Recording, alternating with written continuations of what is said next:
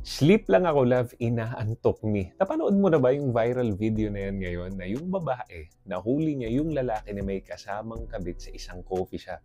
At ang masakit, kasama pa yung konsentidor na kaibigan. Nako, ang dami nyo matututunan dito. Himayin natin isa-isa kasi ang ganda nito.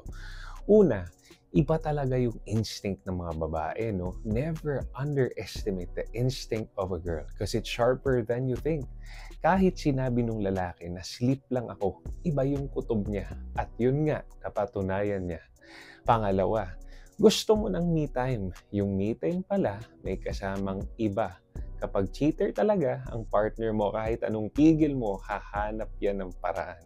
Pangatlo, ilang beses na pala pinatawad, pero ilang beses pa rin inulit. Like what I've said, once a cheater, always a cheater.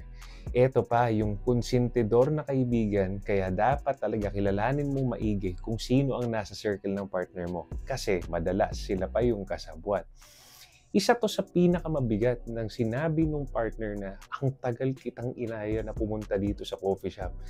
Pero never mo ginawa. Tapos ngayon dadalhin mo yung kabit mo. Diyan mo makikita na pag hindi ka ganun kamahal ng isang lalaki, kahit kayang-kaya niya ibigay, hindi niya ibibigay at hindi siya mag-e-effort para sa'yo kasi alam naman niyang okay lang sa'yo. Kaya kung ako sa'yo, never settle for less. Never bargain for love. And learn when to walk away.